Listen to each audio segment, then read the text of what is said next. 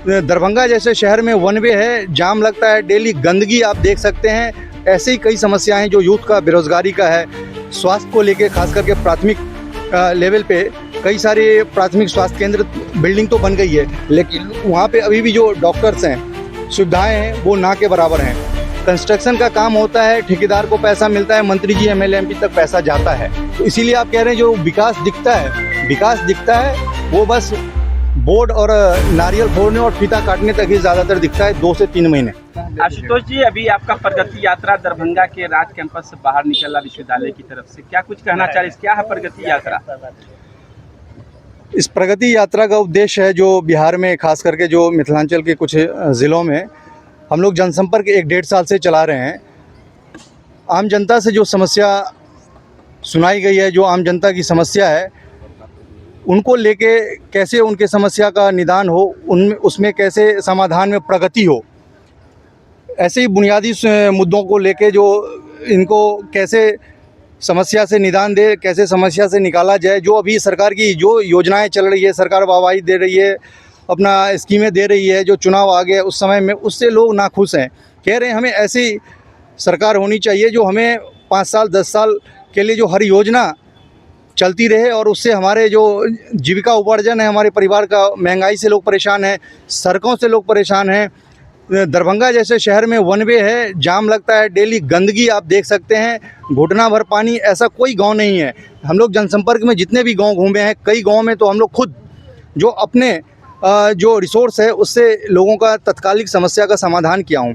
ऐसे ही कई समस्याएं जो यूथ का बेरोजगारी का है, स्वास्थ्य को लेके खास करके प्राथमिक लेवल पे कई सारे प्राथमिक स्वास्थ्य केंद्र बिल्डिंग तो बन गई है, लेकिन वहाँ पे अभी भी जो डॉक्टर्स हैं, सुविधाएं हैं, वो ना के बराबर हैं।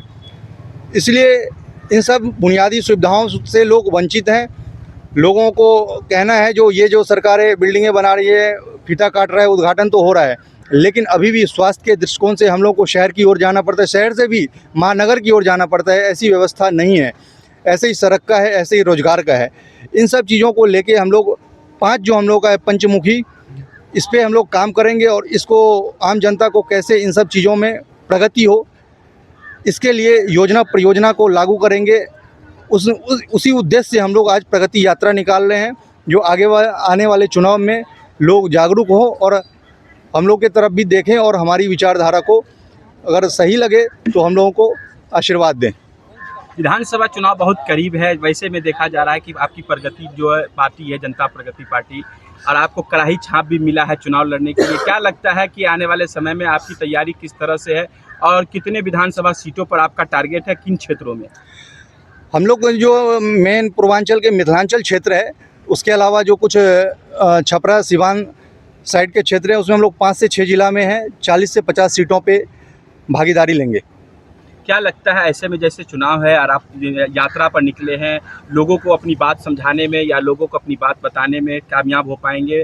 बिहार की दूरदर्शिता आप कह रहे हैं बहुत बुरा हाल है, सड़कें की बुरा हाल है, बिजली व्यवस्था ख़राब है, शिक्षा की आप बात कर रहे हैं, आपके 5 मुख्य जो मांग हैं उनमें कई सारे मुद्दे जो है ज़मीनी स्तर पर दिख भी रहा है। क्या कहेंगे लोगों को, क्या कुछ मैसेज देना चाह रहे हैं? देखिए, ज़मीनी स्तर पे जो मैं बताया हूँ, जो स्कीमें हैं, कंस्ट्रक्शन का रोड बनता है, 3 महीने में रोड ख़त्म हो जाता है, ऐसा लोगों का कहना है। मैं नहीं कह रहा हूँ, ऐसा जो पब्लिक है, जिस मोहल्ले में, जिस गांव में, जिस शहर में सड़क बन रही है, 3 महीने में ख़त्म हो जा रहा है।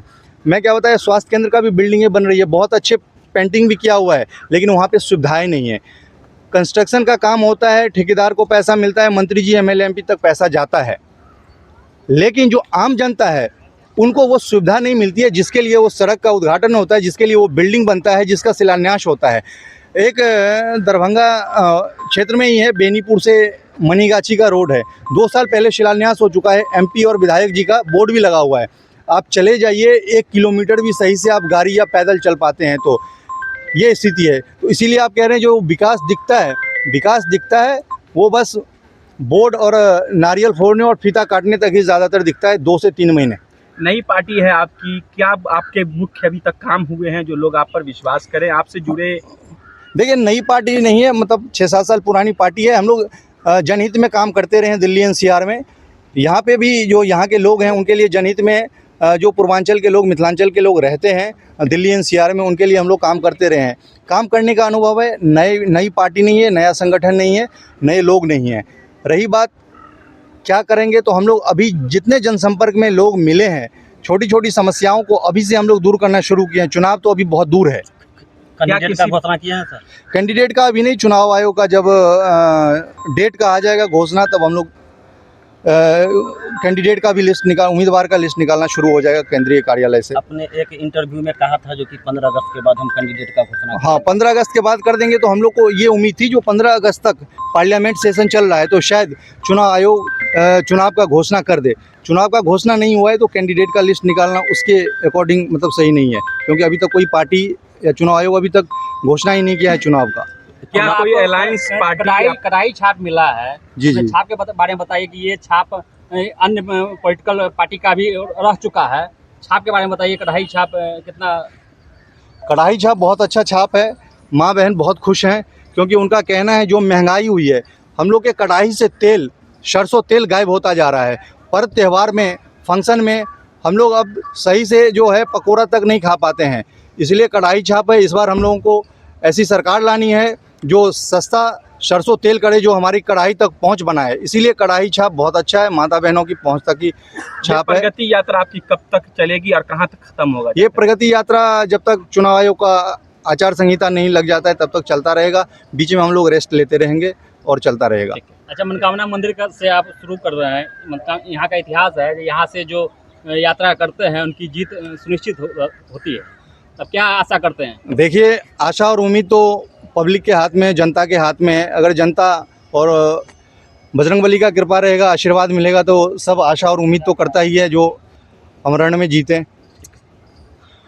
नहीं जीते, पब्लिक का सेवा करना हमारा 17 साल का आदत है और आगे भी बना रहेगा। जिंदाबाद जिंदाबाद जिंदाबाद जिंदाबाद जिंदाबाद जिंदाबाद जिंदाबाद